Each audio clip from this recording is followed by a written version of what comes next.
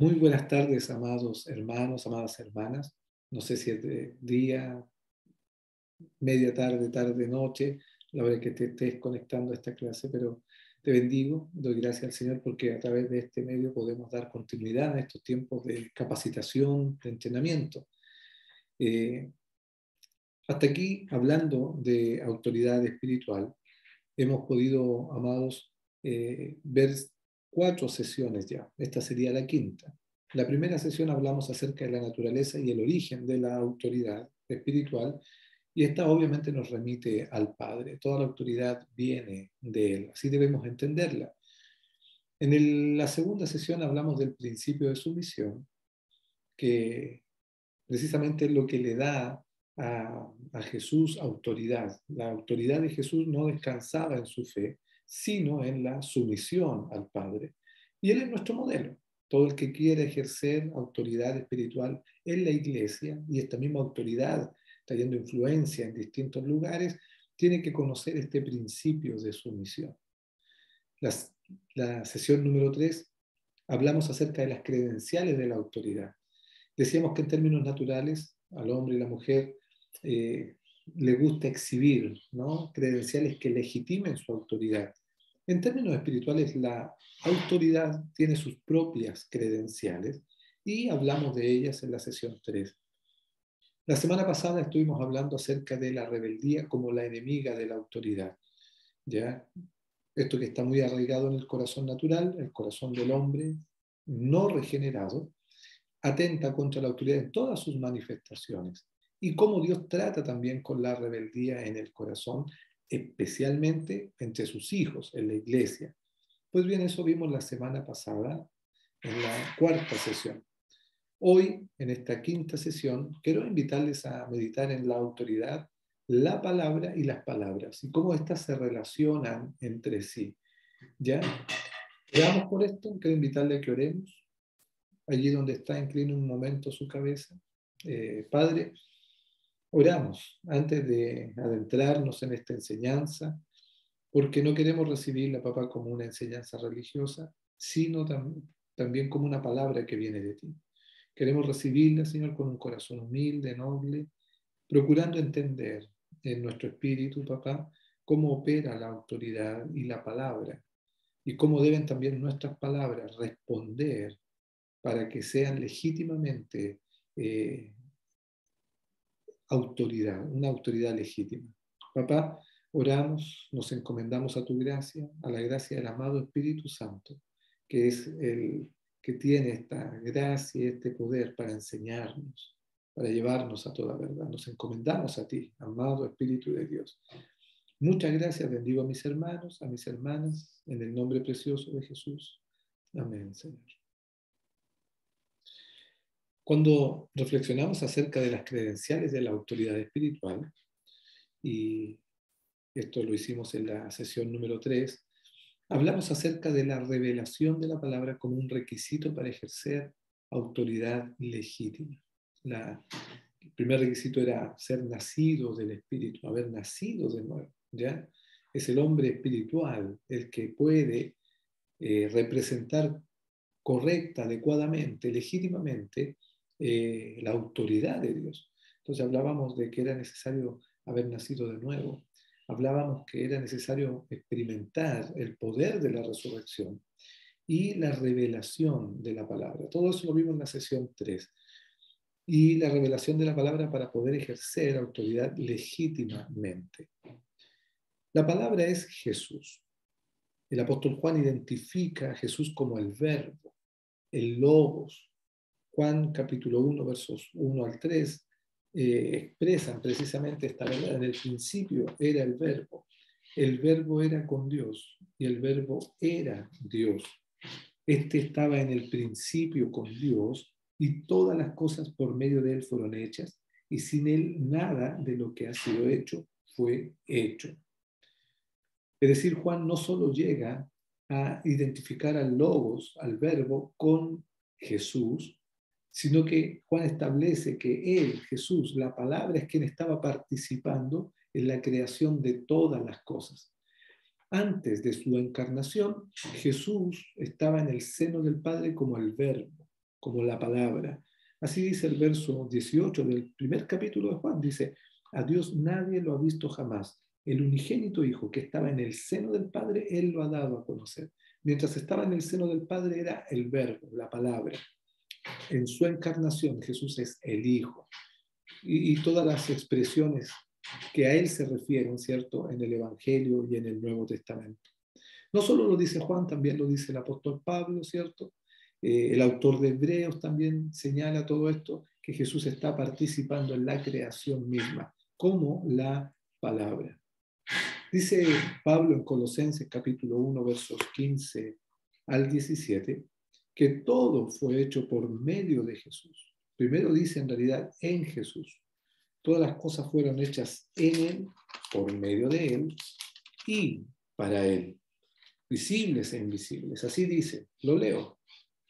Colosenses 1, 15 al 17 dice, Cristo es la imagen del Dios invisible, el primogénito de toda creación.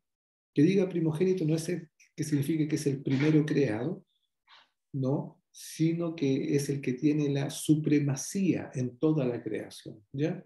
La preeminencia en toda la creación, la superioridad. Porque en Él fueron creadas todas las cosas, las que hay en los cielos y las que hay en la tierra, visibles e invisibles, sean tronos, sean dominios, sean principados, sean potestades, todo fue creado por medio de Él y para Él. Y Él es antes que todas las cosas y todas las cosas en Él subsisten. Entonces dice que todo fue creado en Él, por medio de Él y para Él. En Él, en Jesús, significa que el Padre puso todo el diseño en Cristo. Todo fue concebido en Él antes de ser materializado, antes que las cosas fueran creadas, como dice el autor de Hebreos, lo que se ve de lo que no se ve, antes que las cosas se materializaran, se hicieran visibles al ojo natural, todo eso estaba ya en Cristo. El Padre puso en Él el diseño y por medio de Él creó las cosas, es decir, la palabra es el medio de poder utilizado para traer a la existencia las cosas visibles e invisibles. Es a través de Cristo Jesús que todo fue creado. Pero luego el apóstol dice que también todo fue creado para Él. El fin de todo es Jesucristo, el Hijo amado. El Padre creó todo en Él, por medio de Él y para Él. Cuando usted y yo, hermano mío, leemos Hebreos capítulo 1, versos 1 al 4, un texto que es muy probable, ¿cierto?, que en estas ya 5 sesiones he citado bastante, sobre todo para hablar de la autoridad de Jesús, ya del Hijo sentado en el trono.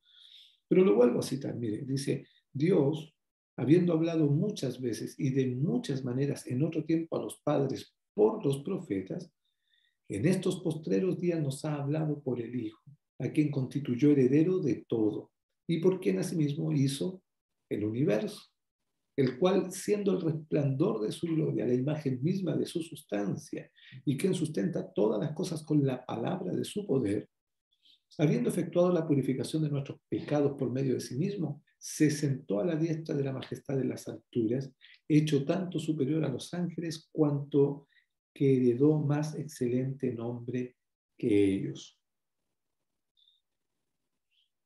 De estos 4 versículos podemos extraer muchas verdades, algunas de ellas ya las hemos tocado, pero hay mucho que el autor de Hebreo nos imparte en el arranque de este hermoso libro acerca de Jesús.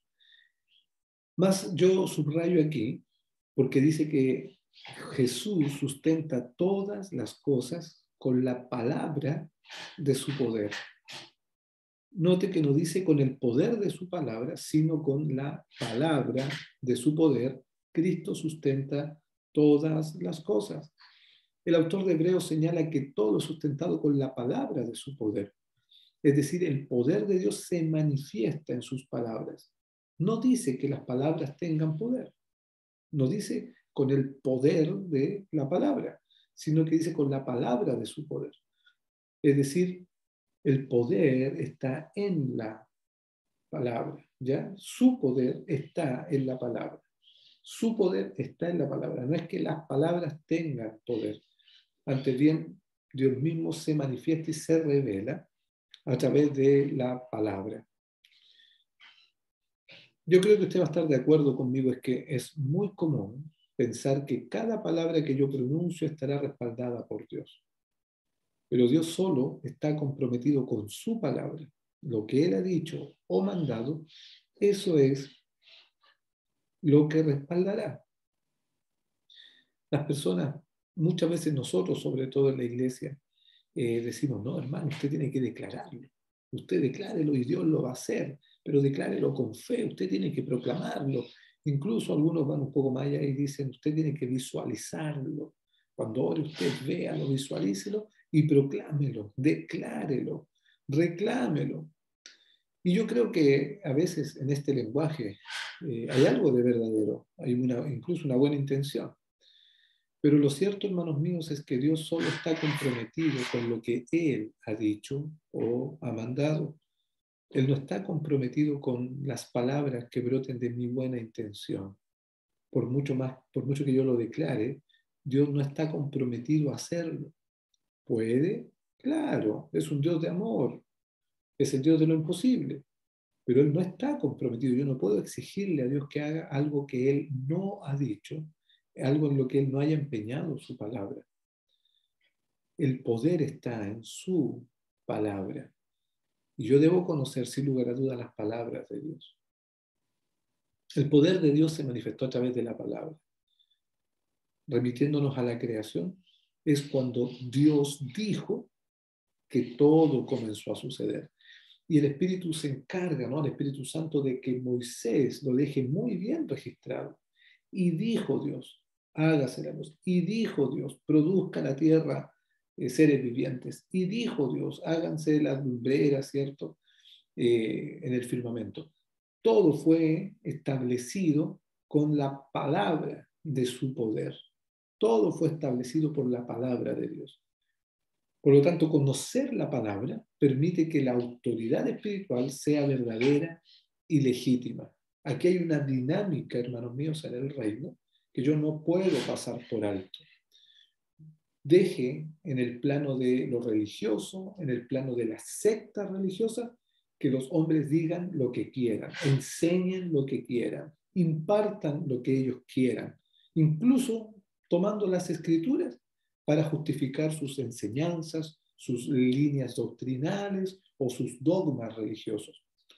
Pero el hombre y la mujer de reino, aquel que quiere ver realmente la manifestación de la gloria de Dios, debe conocer la palabra. Cuando en términos bíblicos se usa este término conocer, es más que tener una impresión, es mucho más que tener un conocimiento superficial. Conocer la palabra implica una relación con la palabra, entendiendo que la palabra es viva, la palabra tiene vida. La palabra, como leíamos, ¿cierto? Es Jesús, Él es el verbo. Y Él ha estado desde el principio participando en la creación, ha estado desde el principio impartiendo vida a su pueblo y ahora a sus hijos en la iglesia.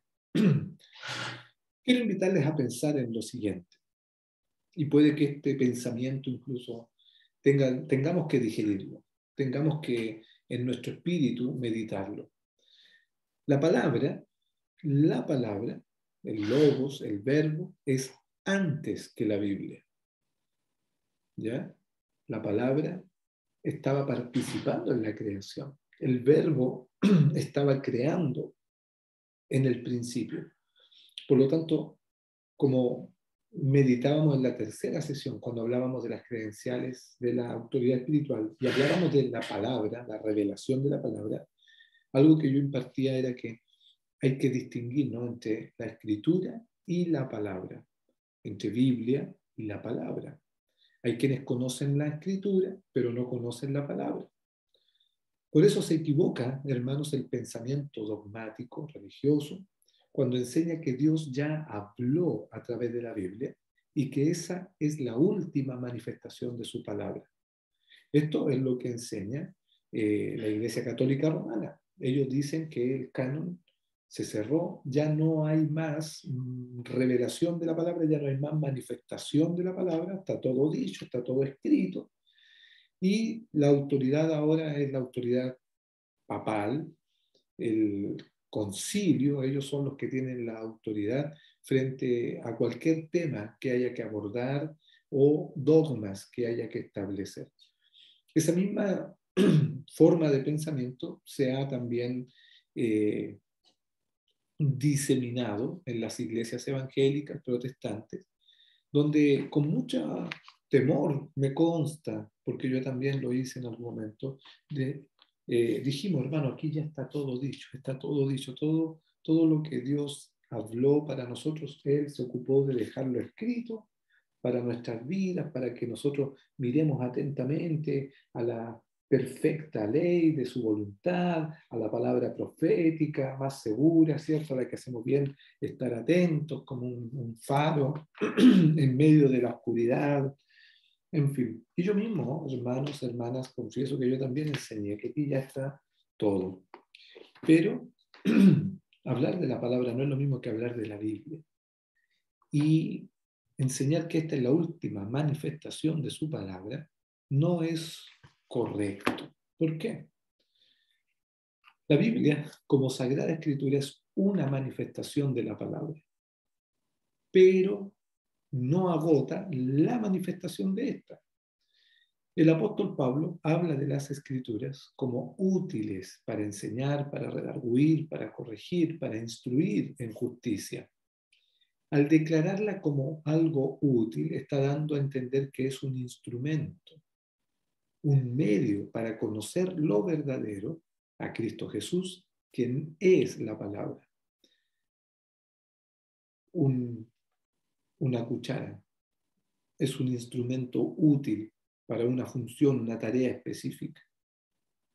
De la misma manera se refiere el apóstol a las Escrituras, útiles como un instrumento, como una herramienta. Incluso en el mismo pasaje de segunda de Timoteo, en el capítulo 3, verso 14 en adelante, dice lo siguiente: pero persiste tú en lo que has aprendido y te persuadiste, sabiendo de quién has aprendido y que desde la niñez has sabido las sagradas escrituras, las cuales te pueden hacer sabio para la salvación por la fe que es en Cristo Jesús. Note el lenguaje del apóstol. Las sagradas escrituras te pueden hacer sabio para la salvación. ¿Por qué las sagradas escrituras en sí mismas no pueden impartir salvación? Porque es la palabra, hermanos, la que salva. Jesús es el que salva. Y yo puedo acercarme a las escrituras sin ese entendimiento, sin la humildad necesaria para escuchar al Espíritu Santo hablándome por ellas, vivificándolas, y las palabras escritas no van a ser suficientes para que yo pueda realmente conocer la verdad. ¿Recuerda usted la parábola de el rico y Lázaro? El rico muere y es sepultado, y Lázaro muere, este mendigo, y es llevado al seno de Abraham, al paraíso, ese es el sinónimo del paraíso, y luego el rico pide, por favor, que Lázaro le vaya a mojar la lengua con un poco de saliva, porque donde está es un lugar insoportable, y se le declara que no hay forma en que Lázaro pueda acceder a ese otro lugar de tormento. Entonces el rico, dice Jesús, le pide a Abraham, dice, entonces dile que vaya a donde mis hermanos y les advierta para que no vengan aquí. ¿Qué les dice Abraham? En este relato les dice, a Moisés tienen y a los profetas, que a ellos oigan.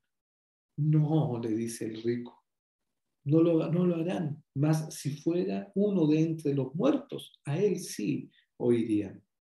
Hermano, y es que el pueblo de Israel tenía a Moisés y los profetas, los fariseos, escribas, saduceos, el religioso contemporáneo a Jesús tenía a Moisés, tenía a los profetas, tenía los escritos, pero eso no les impartía la verdad, no les impartía vida.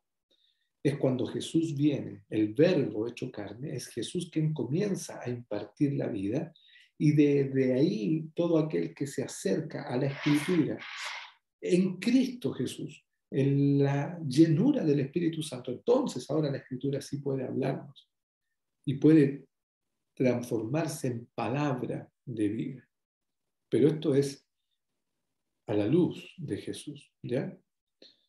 Entonces, al declarar Pablo la Biblia como algo útil, las Escrituras, está dando a entender que es un instrumento, un medio para conocer lo verdadero, que es Cristo. Él es la palabra. Y en la Biblia tú y yo, hermano, encontramos palabra de Dios, palabra santa y palabra humana. Palabra de Dios es cuando Dios mismo está hablando a través de profetas. Dios mismo está hablando, y esto es evidente en los textos. He aquí, yo digo, ¿no? Y es en primera persona Dios hablando a través de Moisés, a través de los profetas, hablando con Abraham, con Isaac o con Jacob, en fin. Pero la palabra santa que usted y yo encontramos también es todo lo que escribieron hombres, los escritos, por ejemplo, las cartas paulinas, los evangelios, allí en los evangelios, sobre todo en palabra de Dios, cuando Jesús está hablando, palabra santa cuando es el evangelista, en Hechos cuando son los apóstoles. Y también hay palabra humana cuando son hombres los que hablan y que no deben entenderse como una palabra de Dios, no deben entenderse como una palabra santa. No sé, Herodes interrogando a Jesús, eh, Nabucodonosor en el Antiguo Testamento, ¿no? O otros actores, ¿cierto?, que aparecen en los relatos bíblicos, pero que no están entregando un mensaje de Dios. Y lo que están hablando tampoco es para la edificación del pueblo. Entonces en la Biblia tenemos palabra de Dios, palabra santa y palabra humana. Hay Biblias hoy día que en el Nuevo Testamento sobre todo tienen las palabras de Jesús con rojo. Eso nos permite identificar cuándo es Dios quien está hablando, cuándo son los apóstoles, ¿sí? Y cuándo son hombres que están hablando, Pilato, eh, aquellos reyes, por ejemplo, frente a los que Pablo tuvo que testificar, ¿sí?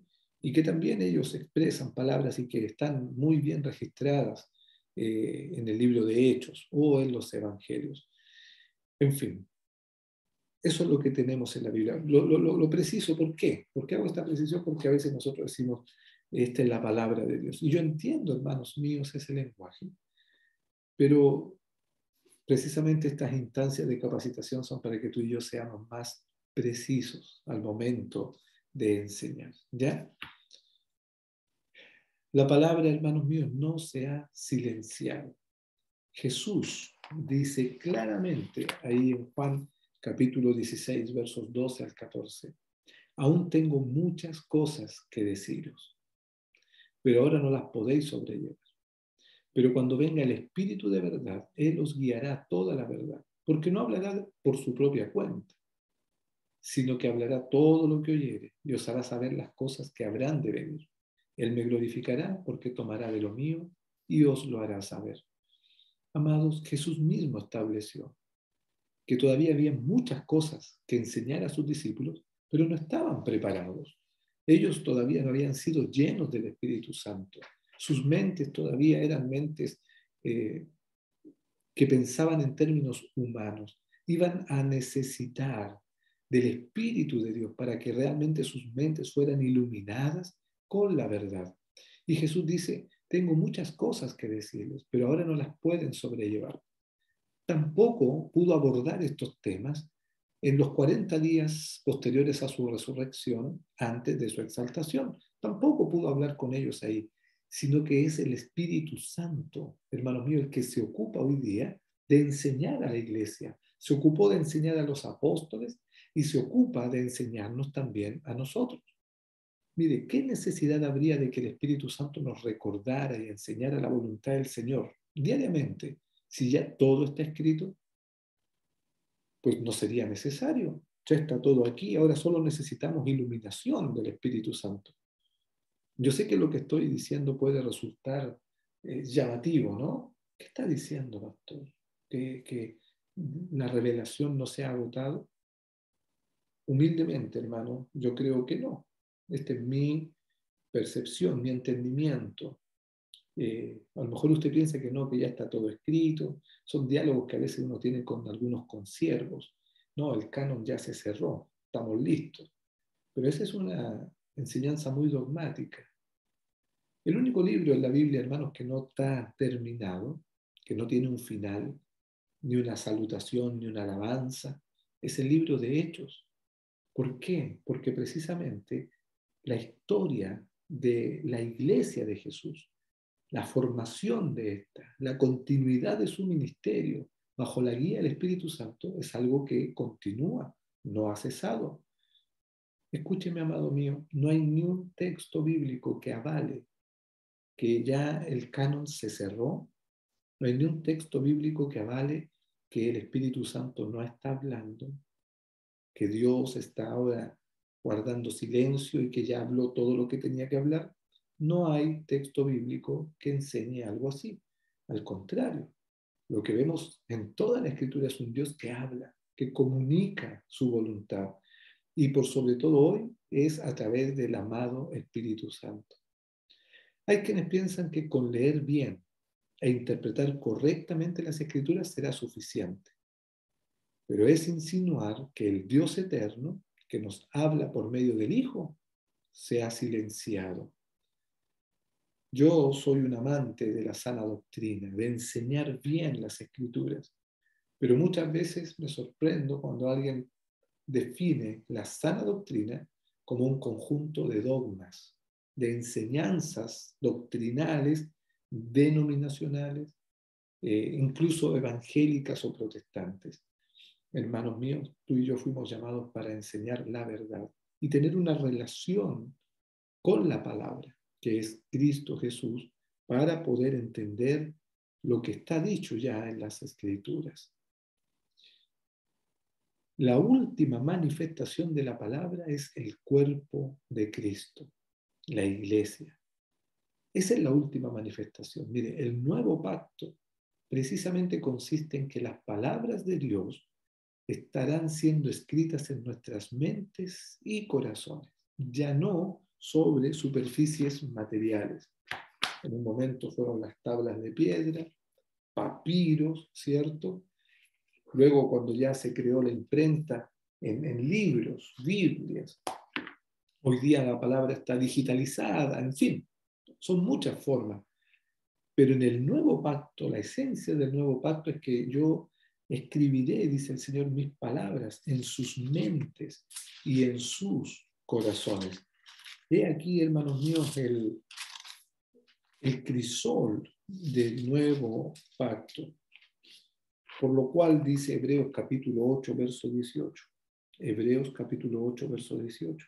Por lo cual este es el pacto que haré con la casa de Israel después de aquellos días, dice el Señor. Pondré mis leyes en la mente de ellos y sobre su corazón las escribiré y seré a ellos por Dios y ellos me serán a mí por pueblo. ¿Amén? Al decir nuevo pacto ha dado por viejo al primero y lo que se da por viejo y se envejece está próximo a desaparecer. Y ciertamente, hermanos, tú y yo somos ministras y ministros de un nuevo pacto. No el de la letra, escuche esto y entiéndalo a la luz de lo que digo, sino el del espíritu. Hay quienes vemos, hermanos míos, en el relato de Juan 8, 6, que es cuando traen a Jesús una mujer sorprendida en adulterio. ¿Recuerda usted que todos los hombres que estaban allí traían piedras en sus manos y querían lapidar a aquella mujer que había sido sorprendida en adulterio? Mas, para tentar a Jesús, la ponen ahí en medio y ¿qué hacemos ahora? Y estaban todos listos para arrojarle las piedras. Dice el texto allí que Jesús, agachado, escribía con su dedo en tierra. Y es un enigma. ¿Qué era lo que escribía?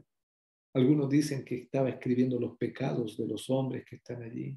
Algunos dicen que estaba escribiendo algún fragmento de la ley.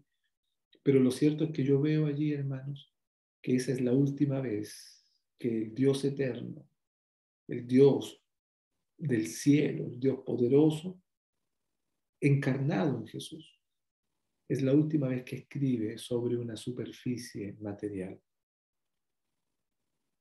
Ahora, el Espíritu Santo está escribiendo en nuestros corazones y mente la palabra que produce vida.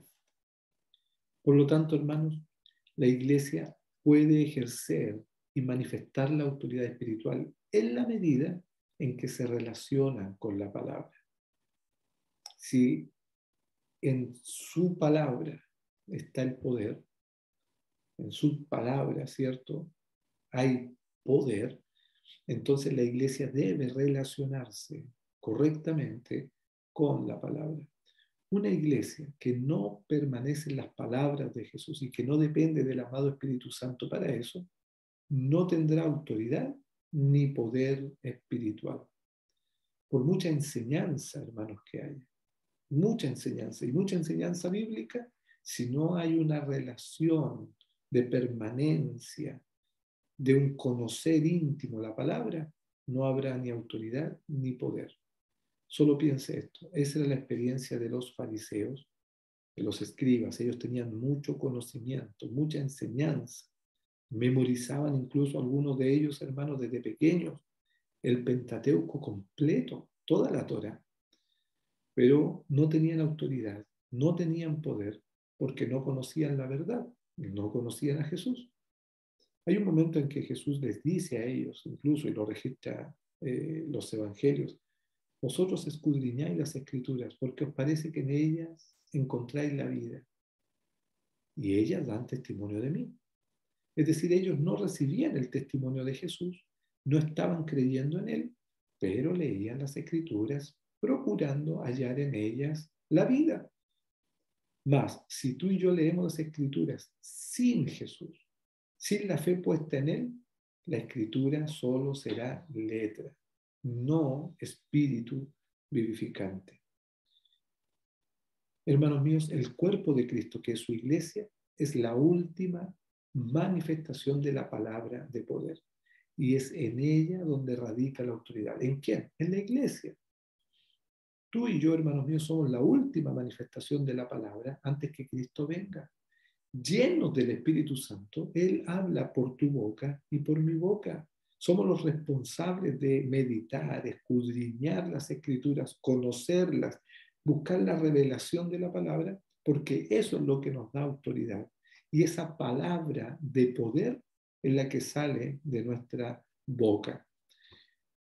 Cuando Hebreos 4:12 dice que la espada es, la palabra es viva, es eficaz y más cortante que espada de dos filos, es interesante saber que la expresión original de dos filos significa también dos bocas, dos bocas.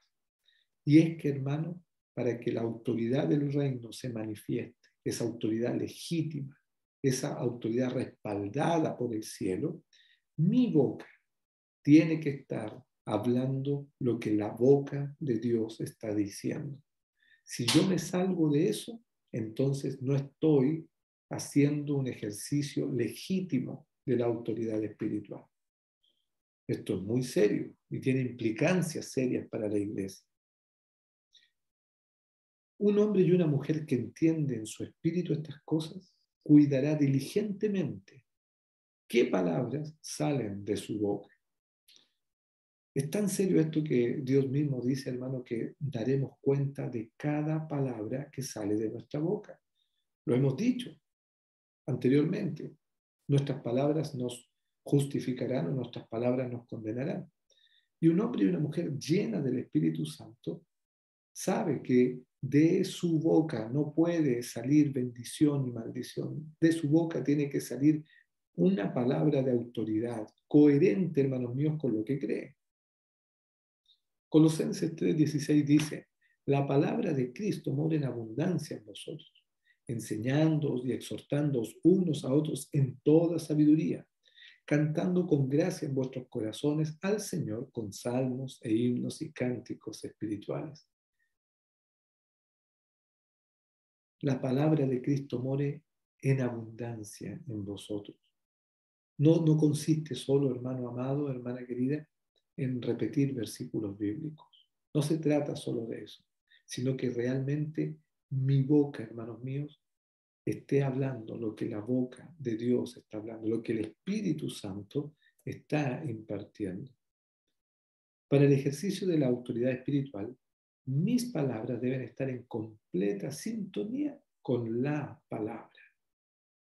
Mis palabras deben estar en completa sintonía con la palabra. Cuando Jesús se defiende en el desierto, lo comentamos esto en la sesión número 3, cuando Jesús se defiende en el desierto de Satanás el diablo, ante la primera tentación, la del pan, transforma las piedras en pan, Jesús le responde y le dice, no solo de pan vive el hombre, sino de toda palabra que sale de la boca de Dios. Y señalamos, creo que lo dije entonces, que el término allí es rema. Lo que se traduce por palabra es rema. Y el rema, precisamente, hermanos míos, es mi boca hablando las palabras de Dios. Es el Espíritu Santo llenando mi boca con esa palabra de autoridad, esa palabra ungida. Repito, no es solo citar textos bíblicos, no es solo memorizarlos y recitarlos. Los judíos ortodoxos, aquellos que no creen en Jesús, que todavía esperan al Mesías, son hábiles en recitar los salmos, recitar a los profetas. Lo dicen más encima en el hebreo original, usando su propio lenguaje. No es que le dé más espiritualidad, pero vaya que es profundo. Pero eso no sirve, hermanos, de nada si no está realmente Cristo revelado a nuestras vidas, si nuestras palabras no están en sintonía con Jesús, que es la verdad. Imagínense que el budismo, el hinduismo tienen como práctica repetir palabras, frases, sílabas con la intención de hacer realidad un pensamiento, traer a la realidad algún deseo. A través de estos mantras, dicen ellos, que pueden no solo visualizar, sino hacer realidad un determinado deseo. Es una estrategia que ofrecen, o una estrategia que ofrecen es escribirlo y repetirlo muchas veces, los mantras. Entonces ellos enseñan y dicen, no, usted tiene que verlo, visualizarlo, tiene que escribirlo, péguelo en su casa para que pueda repetir ese deseo que tiene. Yo quiero tener una empresa, quiero tener una empresa, quiero tener una empresa, voy a tener una empresa. Y ellos enseñan que de tanto repetir ese deseo, se les va a concretar. Esto, hermanos míos, muchos cristianos lo practican, aunque parezca extraño. Muchos funcionan de esta manera. Hermanos nuestros piensan que por el solo hecho de repetir algo que necesitan, lo obtendrán. Y hacen de la oración un mantra, es decir, una insistente petición con miras a que se cumpla. Hermanos, eso no es ni fe, eso no es ni evangelio, eso no es ni cristianismo. Eso es sincretismo, es mezclar cosas. Repito, Dios no está comprometido con mis deseos, Él está comprometido con su palabra. Sin lugar a dudas, en la medida que yo soy fiel a su palabra, en la medida que yo estoy encarnando su palabra, viviendo por su palabra, Él concederá las peticiones de mi corazón. Pero lo que salga de mi boca, hermanos míos, debe estar en total sintonía con la palabra de Dios. Por eso cuando los hijos de Zebedeo le dijeron a Jesús respecto a una ciudad samaritana que no los quiso recibir, ellos le dijeron, Señor, ¿quieres que pidamos fuego del cielo para que sean consumidos? Jesús le dijo, ustedes no saben de qué espíritu son. Porque esa petición no estaba en sintonía con Jesús, con la palabra. No estaban en sintonía con la verdad que Él estaba impartiendo. Líbrenos el Señor de hacer de la oración una práctica religiosa, una práctica, hermanos míos, llena de sincretismo. Líbrenos el Señor de hacer de la oración solo un petitorio y repetir algo pensando que Dios, por su cansancio, nos lo va a conceder. Mire, viene a mi mente lo siguiente, ahora que digo cansancio. ¿Se acuerda usted la parábola de la viuda y el juez injusto? Esta viuda que fue permanentemente a donde el juez y le insistía, y el juez no tenía a Dios, era un hombre duro, pero dice Jesús que ese juez dijo, ya esta viuda me tiene hasta aquí, Tanta insistencia que le voy a hacer justicia. Y le hizo justicia. Pero después Jesús pregunta y dice, cuando venga el Hijo del Hombre, ¿hallará fe en la tierra? ¿Sabe? Algo que el Señor me ministraba respecto a ese pasaje es que la mujer no tenía fe, esa viuda no tenía fe. Yo por mucho tiempo leí ese texto y decía, no, hay que ser como la viuda, insistente, insistente. Y en realidad lo que Jesús quiere decir es que hay que tener fe. Esa viuda no presentó su causa a Dios. Esa viuda llevaba su causa ante un juez injusto. Si ella hubiese ido a Dios, Dios le hubiese respondido, pero ella iba al hombre. Por eso Jesús dice, cuando venga el Hijo del Hombre, ¿hallará fe en la tierra? ¿O nos va a encontrar golpeando puertas humanas, insistiendo en cosas que no son la voluntad del Padre quizás? Bueno,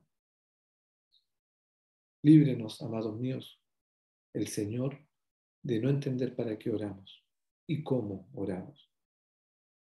Y aunque a veces es verdad, no sabemos cómo orar, eso es cierto, nos cuesta discernir a veces la voluntad del Padre, cuando mi corazón íntegro, mi corazón honesto, sincero, humilde delante de Dios, busca estar realmente en sintonía con la palabra, entonces cuando yo no sé cómo orar, no sé cómo pedir, qué es lo que conviene, el mismo Espíritu Santo gime con gemidos indecibles, intercede por mí para que la voluntad de Dios sea hecha. No es cualquier palabra que yo pronuncie la que tendrá la capacidad de producir un milagro o mover el corazón de Dios. Incluso citar las escrituras sin la revelación de la palabra no será efectivo. Cuando tú y yo, hermano, hermana, dejamos de oír lo que el Padre tiene para nosotros, dejamos de relacionarnos con la palabra, nos volvemos inoperantes de la voluntad de Dios y de ser ministros de su palabra. Es fatal dejar de oír la palabra viva. Es fatal dejar de buscar la guía del Espíritu Santo en esto. Algo así es lo que le sucedió a Moisés, según nos relata Números capítulo 20, versos 8 al 12. Números capítulo 20, versos 8 al 12. Este es un pasaje conocido, usted lo puede repasar, lo puede releer, pero dice, Jehová dijo a Moisés, toma la vara y reúne a la congregación tú con tu hermano Aarón, y hablad a la peña a la vista de ellos. Ella dará su agua, así sacarás para ellos agua de la peña y darás de beber a la congregación y a sus bestias. Entonces Moisés tomó la vara de delante de Jehová, como él le mandó. Reunieron Moisés y Aarón a la congregación delante de la peña, y él les dijo, oíd ahora, rebeldes, ¿haremos salir agua de esta peña para vosotros? Y alzando su mano, Moisés golpeó la peña con su vara 2 veces.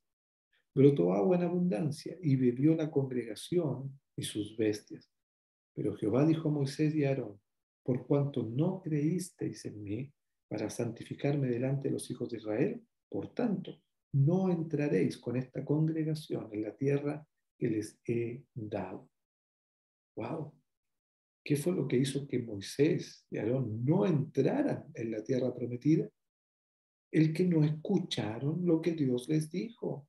Dios les dijo, háblale a la peña. Y Moisés se movió por la práctica, por la experiencia, porque esto ya lo había vivido.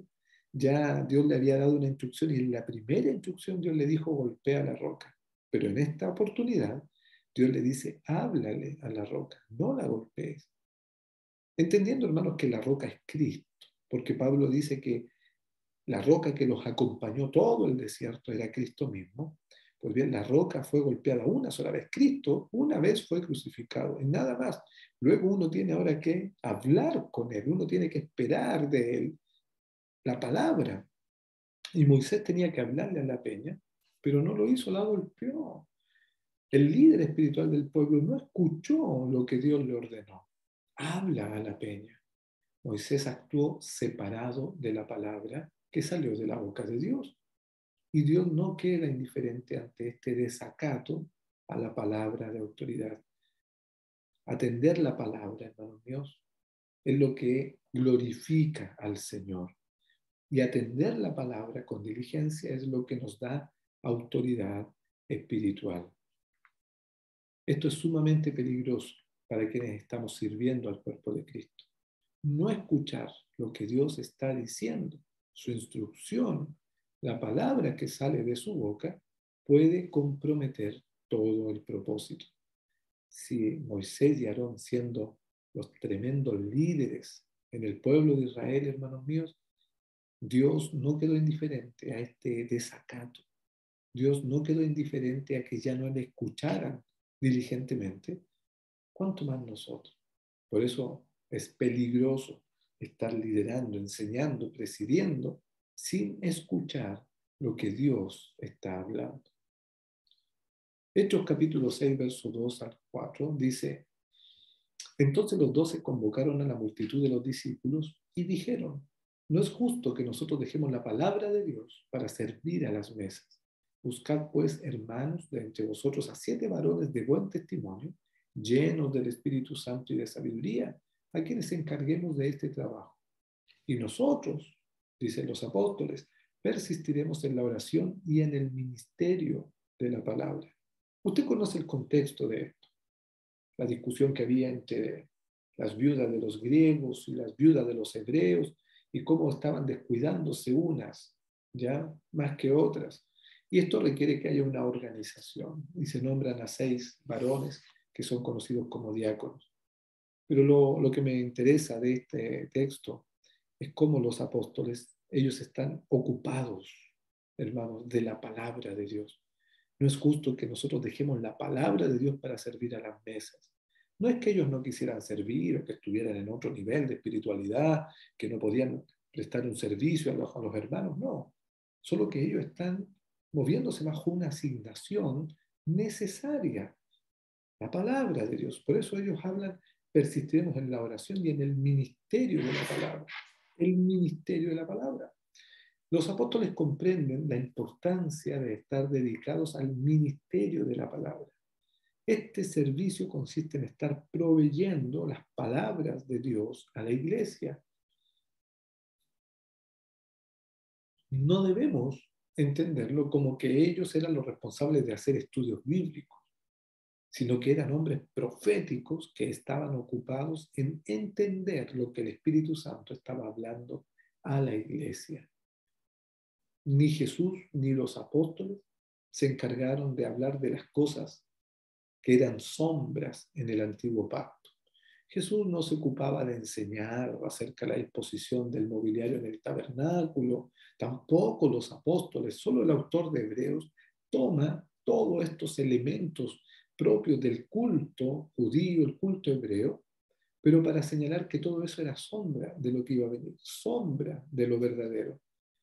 Entonces, cuando los apóstoles hablan del ministerio de la palabra, ellos realmente lo que están haciendo es escuchando al Espíritu Santo hablar y hablando las palabras de Dios al pueblo, edificándolos con el Evangelio del Reino, con las palabras de verdad, acomodando lo espiritual a lo espiritual. Sin lugar a dudas, el insumo, mucho de ello eran las palabras de los profetas, como bien lo vemos en el libro de Hechos, pero ellos estaban hablando lo que el Espíritu les estaba ministrando, el Espíritu Santo les estaba ministrando, y ese es el ministerio de la palabra. Ahora, esta prerrogativa no es exclusiva de ellos, de los apóstoles.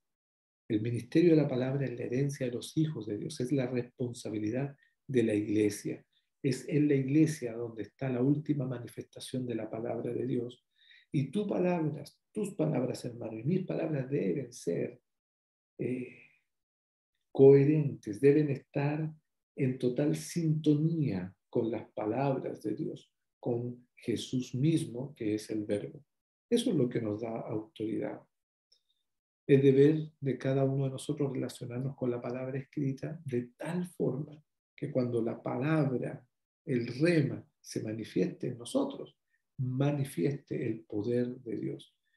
Dicho de otra manera, es tu deber y mi deber relacionarnos con la palabra para que cuando necesitemos, cuando estemos enseñando, cuando estemos ministrando, cuando estemos atendiendo a la necesidad de la iglesia, esa palabra brote de nuestros labios, hermanos míos, manifestando poder de Dios. Autoridad, la palabra y las palabras. La revelación es la base para la fe. Y la autoridad espiritual. La revelación es la base para la fe y la autoridad espiritual. Cuando escuchamos al Espíritu Santo hablando, nada, hermanos, nos removerá.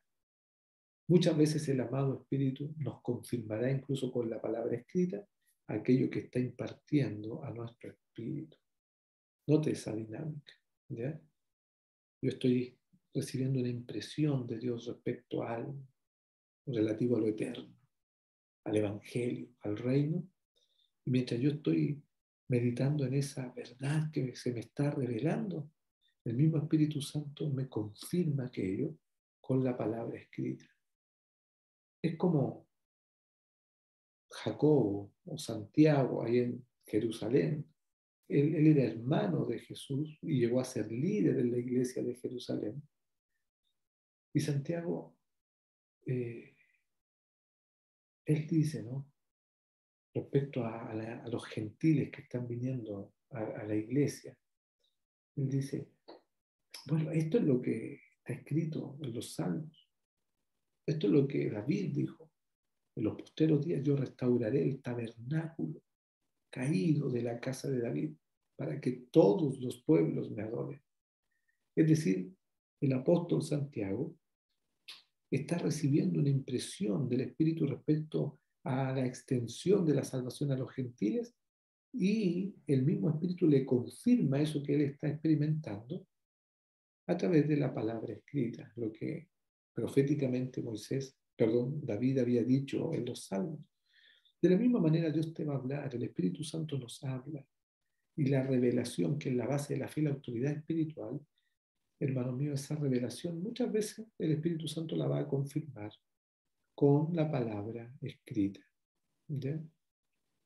Honestamente, hay veces en que el Señor nos habla respecto a verdades y que no logro yo hallar, puede que sea por mi falta tal vez de diligencia, porque no escudriño lo suficiente, pero a veces yo no logro encontrar en la palabra escrita un respaldo. No obstante, el Espíritu Santo da testimonio de que esto sí es de Dios. La palabra es viva y es dinámica. Ahora, esa palabra tiene que llenar nuestra boca. Mire, cada uno, dice el apóstol Pedro, cada uno, según el don que ha recibido, ministrelo a los otros como buenos administradores de la multiforme gracia de Dios. Si alguno habla, hable conforme a las palabras de Dios. Si alguno ministra, ministre conforme al poder que Dios da, para que en todo sea Dios glorificado por Jesucristo, a quien pertenecen la gloria y el imperio por los siglos de los siglos. Amén. Si alguno habla, hable conforme a las palabras de Dios. ¿Por qué? Porque sólo así podemos ejercer autoridad espiritual de una forma legítima y manifestar el poder que está en las palabras de Dios.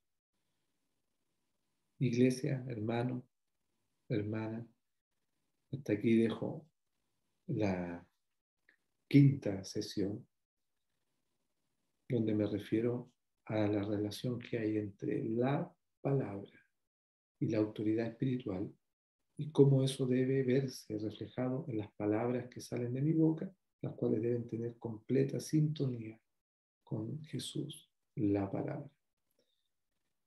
Le animo a que pueda hacerme los resúmenes de las clases, son parte de la evaluación de este curso.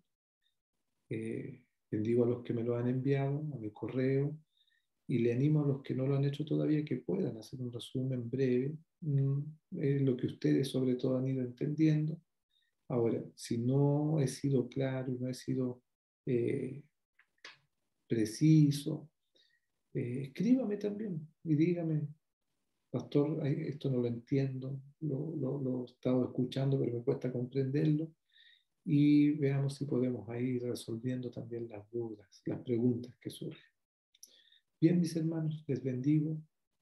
les amo en el Señor y espero que esta clase pueda ser de mucho provecho también para sus vidas. El tema no está agotado. El amado Espíritu Santo seguirá hablándonos al respecto. Muy bien, para usted, para todos los suyos, paz de Dios, mis hermanos, tengan un excelente fin de semana y nos vemos en la próxima sesión con la ayuda del Señor. Bye bye.